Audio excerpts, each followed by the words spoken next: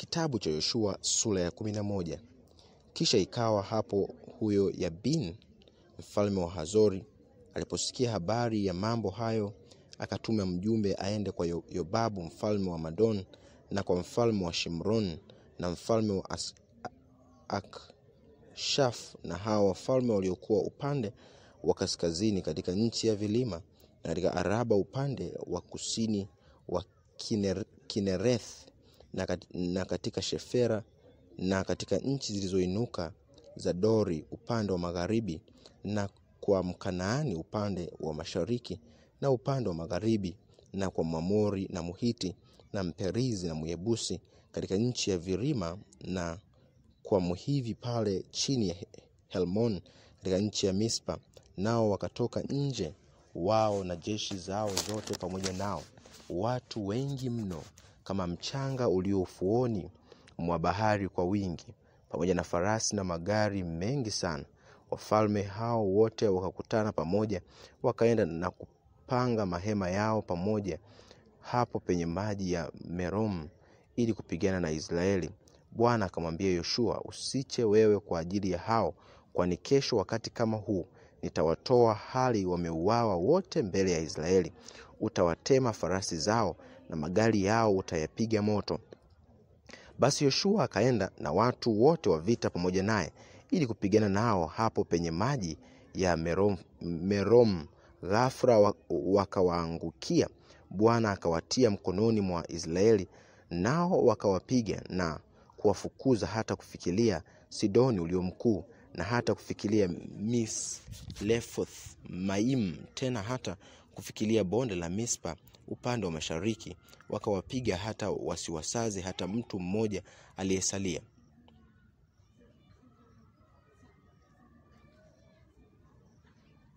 Yoshua akawafanyia vile vile kama Bwana alivyomwamuru, akawatema farasi zao na magari yao akayapiga moto.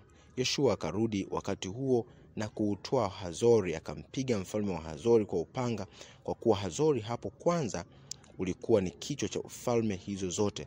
Nao wakawapiga wote pia waliokuwamo ndani ya Hazori kwa makali ya upanga, wakawaangamiza kabisa. Hakusazwa hata mmoja aliyevuta pumzi, kisha akauteketeza Hazori kwa moto. Yoshua akarudi wakati huo na kuutoa Hazori, akampiga mfalme wa Hazori kwa upanga, kwa kuwa Hazori hapo kwanza ulikuwa ni kichwa cha falme hizo zote. Nao wakawapiga wote pia waliokuwamo ndani ya Hazori kwa makali ya upanga, wakawaangamiza kabisa. Hakusazwa hata mmoja aliyevuta pumzi, kisha akauteketeza Hazori kwa moto. Tena miji yote ya wafalme hao na wafalme wake wote Yoshua akawatoa, akawapiga kwa makali ya upanga na kuwaangamiza kabisa, vile vile kama huyo Musa mtumishi wa Bwana alivyomwamuru. Lakini katika habari ya miji hiyo iliyosimama katika vilima vyao, Israeli hawakuipiga moto miji hiyo isipokuwa ni mji wa Hazori tu. Mji huo Yoshua aliupiga moto. Tena nyara zote za miji hiyo na wanyama wa miji wana wa Israeli walitoa kuwa nyara zao wenyewe. Lakini kila mtu wakampiga kwa makali ya upanga, hata walipokuwa wamewaangamiza wote, wala hawakumsaza mmoja mwenye kuvuta pumzi. Vile vile kama Bwana alivyomwamuru Musa mtumishi wake, ndivyo Musa alivyomwamuru Yoshua, na Yoshua akafanya vivyo. Hakukosa kufanya neno lolote katika hayo yote Bwana aliyomwamuru Musa. Hivyo Yoshua akatoa nchi hiyo yote, hiyo nchi ya vilima na nchi yote ya Negebu na nchi yote ya Gosheni na hiyo Shefera na hiyo Araba na nchi ya vilima ya Israeli na hiyo nchi ya tambalale tangu kilima cha Haraki kiendeleacho upande wa Seiri mpaka Baal Gadi katika bonde la Lebanon chini ya kilima cha Helmon. Naye akawatoa wafalme wao wote, akawapiga na kuwaua. Yoshua akapiga vita siku nyingi na wafalme hao wote. Haukuwapo mji hata mmoja uliofanya amani na wana wa Israeli isipokuwa ni wale wa hivi wenye kukaa Gibeon. Wakaitoa yote vitani, kwa kuwa lilikuwa ni la Bwana kuifanya mioyo yao kuwa migumu, hata wakatoka kupigana na Israeli ili apate kuwaangamiza kabisa, wasihurumiwe, lakini apate kuwaangamiza kama vile Bwana alivyomwamuru Musa. Wakati huo Yoshua akaenda na kuwakatilia mbali hao Waanaki watoke nchi ya vilima, kutoka Hebron na kutoka Debir na kutoka Anabu na kutoka katika nchi yote ya vilima ya Yuda na kutoka katika nchi yote ya vilima ya Israeli. Yoshua akawaangamiza kabisa na miji yao. Hawakusalia Waanaki hata mmoja katika nchi ya wana wa Israeli, isipokuwa katika Gaza na katika Gath na katika Ashdod walisalia. Basi Yoshua akaitoa hiyo nchi yote sawasawa na hayo yote Bwana aliyokuwa amemwambia Musa. Yoshua naye akawapa Israeli kuwa ni urithi wao sawasawa na walivyogawanyikana kwa kabila zao. Kisha nchi ikatulia isiwe na vita tena. Kitabu cha Yoshua sura ya 12. Basi hawa ndio wafalme wa nchi ambao wana wa Israeli waliwapiga na kuimiliki nchi yao ng'ambo ya pili ya Yordani, upande wa maawio ya jua, kutoka bonde la Amon mpaka mlima wa Helmon, na nchi yote ya Araba upande wa mashariki. Sihoni mfalme wa Amori aliyekaa huko Heshbon, naye ndiye aliyetawala toka Aroeri ulioko kando ya bonde la Arnon, na toka huo mji ulio katikati ya bonde na nusu ya Gileadi hata kufikilia mto wa Yabok. Mpaka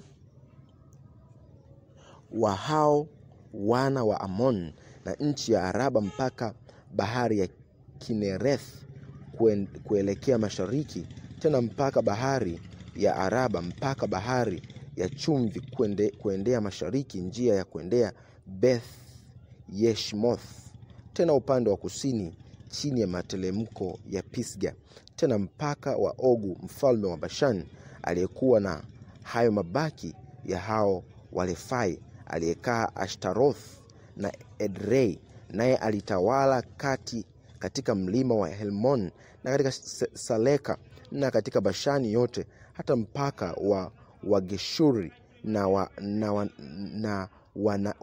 Maaka na nusu ya Gileadi, mpaka wa huyo Sihoni mfalme wa Heshbon. Musa mtumishi wa Bwana na wana wa Israeli wakawapiga, naye Musa mtumishi wa Bwana akawapa wa Reubeni na Wagadi na nusu ya kabila ya Manase iwe urithi wao. Hawa ni wafalme wa hiyo nchi ambao Yoshua na wana wa Israeli waliwapiga ng'ambo ya pili ya Yordani upande wa magharibi, kutoka Baal Gadi katika bonde la Lebanoni mpaka kilima cha Haraki kilichoelekea Seiri. Yoshua naye akawapa kabila za Israeli iwe miliki yao sawasawa na magawanyo yao katika nchi ya vilima na katika Shefera na katika nchi ya Araba na katika matelemko na katika bara na katika Negebu, nchi ya Muhiti na Mwamori na Mkanaani na Mperizi na Muhivi na Myebus mfalme wa Yeriko mmoja, mfalme wa Ai ulio karibu na Betheri mmoja, mfalme wa Yerusalemu mmoja, mfalme wa Hebroni mmoja, mfalme wa Yalmuth mmoja, na mfalme wa Lakishi mmoja, mfalme wa Egroni mmoja, na mfalme wa Gezeri mmoja, mfalme wa Debir mmoja, na mfalme wa Gederi mmoja, mfalme wa Holma mmoja, na mfalme wa Aradi mmoja, mfalme wa Ribna mmoja, na mfalme wa Aduram mmoja, mfalme wa Makeda mmoja, na mfalme wa Betheri mmoja, mfalme wa Tapua mmoja, na mfalme wa Heferi mmoja, mfalme wa Afeka mmoja, na mfalme wa Lasharon mmoja, mfalme wa Madon mmoja, na mfalme wa Hazori mmoja, mfalme wa Shimron Meroni mmoja, na mfalme wa Ashkafu mmoja, na mfalme wa Taanaki mmoja, na mfalme wa Megido mmoja, na mfalme wa Kedeshi mmoja, mfalme wa Yokneam wa Kalmeli mmoja, mfalme wa Dori katika kilima cha Dori mmoja, na mfalme wa Kabila katika Gilgali mmoja, na mfalme wa Tilsa mmoja. Wafalme hao wote walikuwa ni 31. Kitabu cha Yoshua sura ya 13. Basi Yoshua alikuwa mzee na kuendelea sana miaka yake. Bwana akamwambia, wewe umekuwa mzee na kuendelea sana miaka yako. Kisha inasalia nchi nyingi sana bado kumilikiwa.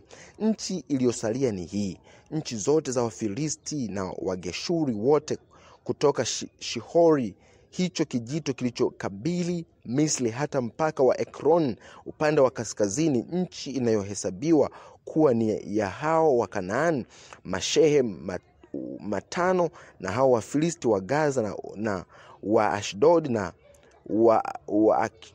wa Ashkelon na wa Giti na wa Ekron, tena Waavi upande wa kusini, nchi yote ya Wakanaani na Meara iliyo ya Wasidoni mpaka Afeka, hata mpaka wa Waamori, na nchi ya Wagebari na Lebanon, na nchi ya Wagebali na Lebanon yote upande wa kuelekea mawio ya jua, kutoka Baal Gadi ulio chini ya mlima wa Helmon mpaka kufikilia maingilio ya Hamath, na watu wote wenye kuikaa nchi ya vilima kutoka Lebanon hata Mislefoth Maim. Maana hao Wasidoni wote hao wote nitawafukuza watoke mbele ya wana wa Israeli, lakini wewe uwape Israeli kuwa ni urithi wao, kama nilivyokuamuru. Basi sawasawa, gawanya nchi hii iwe urithi wa hizi kabila 9.5 ya kabila ya Manase. Pamoja na yeye, wa Reuben na Wagadi watapata urithi wao waliopewa na Musa huko ng'ambo ya Yordani upande wa mashariki, vile vile kama huyo Musa mtumishi wa Bwana alivyowapa, kutoka huko Aroeri iliyo pale ukingoni mwa bonde la Amon, na huo mji ulio pale katikati ya bonde, na nchi tambalale yote ya Medeba mpaka Dibon, na miji yote ya Sihoni mfalme wa Amori aliyetawala katika Heshbon, hata mpaka wa wana wa Amon, na Gileadi, na mpaka wa Geshuri na wa Maaka, na mlima wa Helmon wote, na Bashan yote mpaka Sareka, ufalme wote wa Ogu uliokuwa katika Bashan, huyo aliyekuwa akitawala katika Ashtaroth na katika Edrei. Huyo alisalia katika mabaki ya wale wa Refai, kwa kuwa Musa aliwapiga hao na kuwafukuza. Pamoja na hayo, wana wa Israeli hawakuwafukuza Wageshuri wala wa Maaka, lakini Wageshuri na wa Maaka wamekaa kati ya Israeli hata siku hii ya leo, lakini hawakuwapa watu wa kabila ya Lawi urithi wao wote. Maana sadaka za Bwana Mungu wa Israeli zisongezwazo kwa njia ya moto ndizo urithi wake huyo, kama alivyomwambia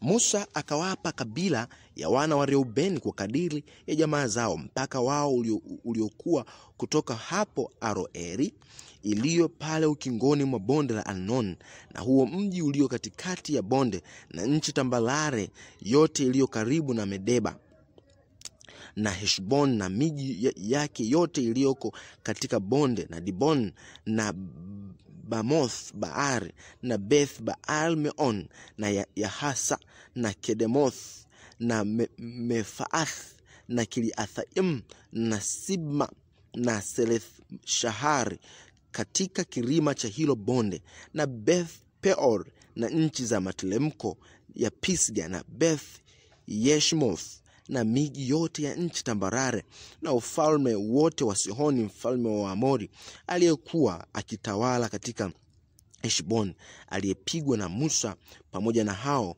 wakubwa wa Midiani, nao ni Evi na Rekem na Suri na Huri na Reba, hao mashehe wa Sihoni waliokuwa katika nchi hiyo. Baaramu naye huyo mwana wa Beori, huyo mchawi, wana wa Israeli walimuua kwa upanga kati ya hao wengine waliowaua. Na mpaka wa wana wa Reubeni ulikuwa ni mto wa Yordani, na mpaka wake huo ndio urithi wa wana wa Reubeni sawasawa na jamaa zao, miji yake na vijiji vyake. Musa akawapa kabila ya Gadi hao wana wa Gadi kwa kadiri ya jamaa zao. Mpaka wao ulikuwa ni Yazeri na miji hiyo ya Gileadi, na nusu ya nchi ya wana wa Amon mpaka Aroeri uliokabili Raba, tena kutoka Heshbon mpaka Lamas Mizpe na Betonim, tena kutoka Mahanaim hata mpaka wa Debir, tena katika bonde Beth Haram na Bethnimira na Sukos na Safon, hiyo iliyosalia ya ufalme wa Sihon mfalme wa Heshbon, yaani mto wa Yordan na mpaka wake mpaka mwisho wa bahari ya Kinereth ng'ambo ya pili ya Yordan upande wa mashariki. Huo ndio urithi wa wana wa Gadi sawasawa na jamaa zao, miji yake na vijiji vyake. Kisha Musa akawapa hao wa nusu ya kabila ya Manase, ulisi wao ulikuwa ni wa hiyo nusu ya kabila ya wana wa Manase sawasawa na jamaa zao, na mpaka wao ulikuwa kutoka huko Mahanaim Bashan yote na ufalme wote wa Ogu mfalme wa Bashan na miji yote ya Ir iliyo katika Bashan, miji 60 na nusu ya Gileadi na Ashtaroth na Edrei. Hiyo miji ya ufalme wa Ogu katika Bashan ilikuwa ni ya wana wa Makiri mwana wa Manase, maana kwa hiyo nusu ya wana wa Makiri sawa sawa na jamaa zao. Hizi ndizo mirathi ambazo Musa alizigawanya katika nchi tambarare za Moabu ng'ambo ya pili ya Yordan kukabili Yeriko upande wa mashariki. Lakini Musa hakuwapa kabila ya Lawi urithi wao wote. Yeye Bwana Mungu wa Israeli ndiye ulisi wao kama alivyowaambia. Kitabu cha Yoshua sura ya 14.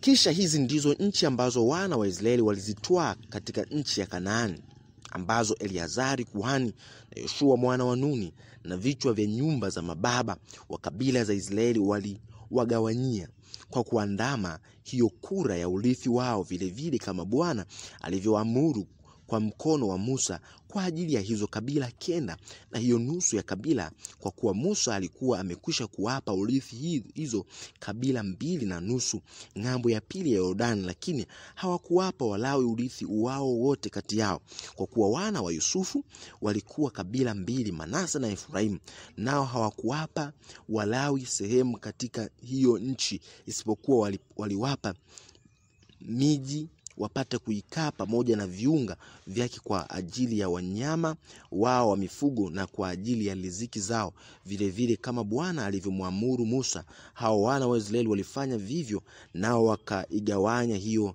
nchi. Wakati huo wana wa Yuda walimkaribia Yoshua hapo Gilgal, na Karebu mwana wa Yefune huyo Mkenizi akamwambia, wewe wajua hilo neno Bwana alilomwambia Musa huyo mtu wa Mungu katika habari zangu na katika habari zako wewe, tulipokuwa katika Kadesh Barnea.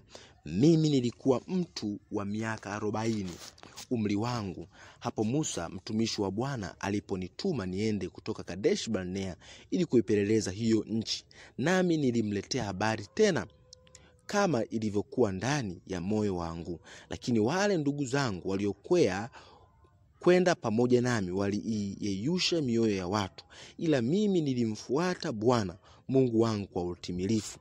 Kisha Musa akaniapia siku hiyo akasema, hakika hiyo nchi ambayo miguu yako imekanyaga itakuwa ni urithi kwako wewe na kwa watoto wako milele, kwa sababu wewe umemfuata Bwana Mungu wako kwa utimilifu. Sasa basi, angalia, yeye Bwana ameniweka hai kama alivyosema miaka hii 45 tangu wakati huo Bwana alipomwambia Musa neno hili, wakati Israeli waliokuwa wakienenda barani. Na sasa tazama, hivi leo nimepata miaka 85 umri wangu.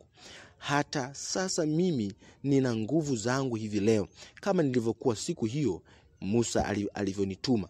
Kama nguvu zangu zilivyokuwa wakati huo, na nguvu zangu ndivyo zilivyo sasa, kwa vita na kwa kutoka nje na kuingia ndani. Basi sasa unipe mlima huu ambao Bwana alinena habari zake siku hiyo, kwani wewe ulisikia siku hiyo jinsi Waanaki walivyokuwa huko na miji ilivyokuwa mikubwa yenye boma. Yumkini yeye Bwana atakuwa pamoja nami nitawafukuza watoke nje kama Bwana alivyonena. Yoshua akambariki akampa Karebu huyo mwana wa Yefune Hebroni kuwa urithi wake. Kwa hiyo Hebroni ukawa urithi wa Karebu mwana wa Yefune Mkenizi hata leo, kwa sababu alimwandama Bwana Mungu wa Israeli kwa utimilifu. Basi jina la Hebroni hapo kwanza uliitwa Kiriath Arba. Huyo Alba alikuwa ni mtu mkubwa kupita wenziwe wote katika hao Waanaki. Hiyo nchi nayo ikatulia, vita vikakoma. Kitabu cha Yoshua sura ya 15. Kula ya kabila ya wana wa Yuda kwa kuandama jamaa zao ilikuwa kufikiria hata mpaka wa Edom, hata bara ya Sini upande wa kusini. Huko mwisho wa upande wa kusini, mpaka wao wa kusini ulikuwa kutoka mwisho wa bahari ya chumvi, kutoka ile Hori ielekeayo kusini, nao ukaendelea upande wa kusini wa kukwea kwenda Akrabim, kisha ukaendelea hata Sini, kisha ukaenda upande wa kusini wa Kadesh Barnea, kisha ukaendelea karibu na Hezron, kisha ukafikiria Adari na kuzunguka kuendea Kalka, kisha ukaendelea hata Azmon na kutokea hapo penye kijito cha Misri. Na matokeo ya huo mpaka yalikuwa baharini.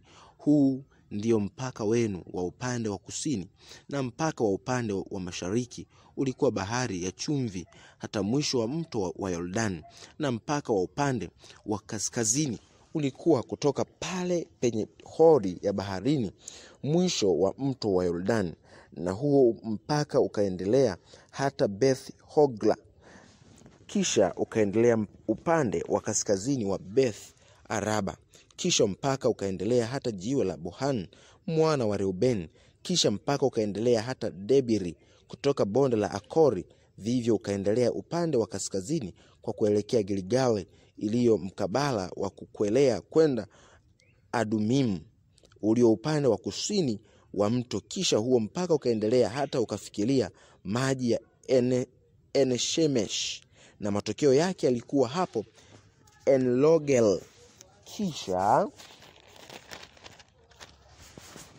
mpaka ukaendelea karibu na bonde la mwana wa Hinom na kufikiria ubavuni mwa huyo Myebus upande wa kusini, ndiyo Yerusalemu, kisha mpaka ukaendelea hata kilele cha mlima ulio pale mkabala wa bonde la Hinom upande wa magharibi, lililo pale mwisho wa bonde la Walefai upande wa kaskazini, kisha mpaka ulipigwa kutoka juu ya mlima huo hata kufikiria chemchemi ya maji ya Neftoa, kisha ukatokea hata miji ya kilima cha Efron, kisha mpaka ulipigwa hata kufikiria Baara, ndio Kiliath ya Arim, kisha mpaka ukazunguka kutoka Baara kuendelea upande wa magharibi hata kilima Seir, kisha ukaendelea hata upande wa mlima wa Yearimu upande wa kaskazini, huo ndio Kesaron, kisha ukatelemkia Beth-Shemesh na kuendelea karibu na Timna, kisha mpaka ukatokea hata kufikiria upande wa Ekron upande wa kaskazini, tena mpaka ulipigwa hata Shikron na kuendelea hata kilima cha Baara, kisha ukatokea hapo Yabneeli, na matokeo ya mpaka yalikuwa baharini, na mpaka wa upande wa magharibi ulifikiria hata bahari kubwa, na mpaka wake huo ndio mpaka wa wana wa Yuda kwa kuzunguka kote sawasawa na jamaa zao. Kisha alimpa huyo Karebu mwana wa Yefune sehemu kati ya wana wa Yuda kama Bwana alivyomwamuru Yoshua, maana ni Kiriath Alba, na huyo Alba aliyekuwa babaye Anaki, huo ndio Hebron. Huyo Karebu aliwafukuza watoke hapo hao wana watatu wa Anaki, nao ni Sheshai na Ahiman na Talmai wana wa Anaki. Kisha akakwea kutoka huko ili kuwaendea wenyeji wa Debiri. Kisha jina la Debiri hapo kwanza lilikuwa Kiriath Sefer. Kalebu akasema, yeye atakayeupiga Kiriath Seferi na kutwaa, mimi nitampa Aksa binti yangu awe mkewe. Naye Othniel mwana wa Kenazi nduguye Karebu aliutwaa, basi akampa Aksa binti yake awe mkewe. Kisha ikawa hapo huyo mwanamke alipokwenda kwa mumewe, akamtaka aombe shamba kwa baba yake. Akashuka katika punda wake karibu, akamuuliza, wataka nini? Huyo mwanamke akasema, nipe baraka, kwa kuwa umeniweka katika nchi ya kusini, unipe na chemchemi za maji pia. Ndipo akampa chemchemi za maji ya juu na chemchemi za maji ya chini. Huu ndio urithi wa kabila ya wana wa Yuda sawa sawa na jamaa zao. Miji ya mwisho wa kabila ya wana wa Yuda upande wa kuelekea mpaka wa Edom katika nchi ya Negebu ulikuwa ni Kabseel na Ederi na Yagur na Kina na Dimona na Adada na Kadesh na Hazori na Ithanan na Zif na Terem na Bealoth na Hazol Hadata na Kilioth Hezlon ndio Hazori na Amam na Shema na Morada na Hasal Gada na Heshmon na Beth Pelet na Hasal Shuar na Bel Shebar na Bizothia na Baala na Iim na Esem na Eltolad na Kesil na Holma na Siklag na Madmana na Sansana na Lebaoth na Shilimihu na Ain na Limon. Miji hiyo yote ni miji 29 pamoja na vijiji vyake. Katika nchi ya Shefera, Eshtaori na Sora na Ashna na Zanoa na Enganim na Tapua na Enam na Yalmuth na Aduram na Soko na Azeka na Shaarim na Adithaim na Gedera na Gederothaim, miji 14 pamoja na vijiji vyake. Senani na Hadada na Migdal Gadi na Hidal na Mispe na Yoktheel na Lakish na Boskath na Egron na Kabon na Lamas na Kithirish na Gederoth na Beth-Dagon na Naama na Makeda, miji 16 pamoja na vijiji vyake. Libna na Etheri na Ashan na Shifta na Ashna na Nesib na Keila na Akizib na Maresa, miji 9 pamoja na vijiji vyake. Ekroni pamoja na miji yake na vijiji vyake. Kutoka huko Ekroni mpaka baharini yote ilikuwa upande wa Ashdod pamoja na vijiji vyake. Ashdod na miji yake na vijiji vyake, na Gaza na miji yake na vijiji vyake, mpaka kijito cha Misri na bahari kubwa na mpaka wake, na katika nchi ya Virima, Shamir na Yatir na Soko na Dana na Kiliath sana, ambao ni Debir na Anab na Eshtemoa na Anim na Goshen na Horon na Gilo, miji 11 pamoja na vijiji vyake. Arabu na Duma na Eshnan na Yunub na Beth Tapua na Afeka na Hutma na Kilias Alba ndio Hebron na Siori, miji 9 pamoja na vijiji vyake. Maon na Kalmel na Zif na Yuta na Yezliel na Yokdeam na Zanoa na Kain na Gibea na Timna, miji 10 pamoja na vijiji vyake. Hol na Beth Sur na Gidor na Maalath na Bethanoth, Eltekon, miji 6 pamoja na vijiji vyake. Kiliath Baal ndiyo Kiliath Yarim na Raba, miji 2 pamoja na vijiji vyake.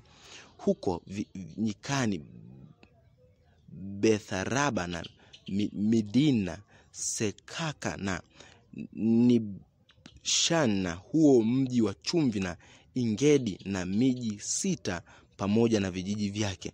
Tena katika habari ya Yebus, hao wenye kukaa Yerusalemu, wana wa Yuda hawakuweza kuwatoa, lakini hao wa Yebus walikaa pamoja na wana wa Yuda huko Yerusalemu hata hivi leo.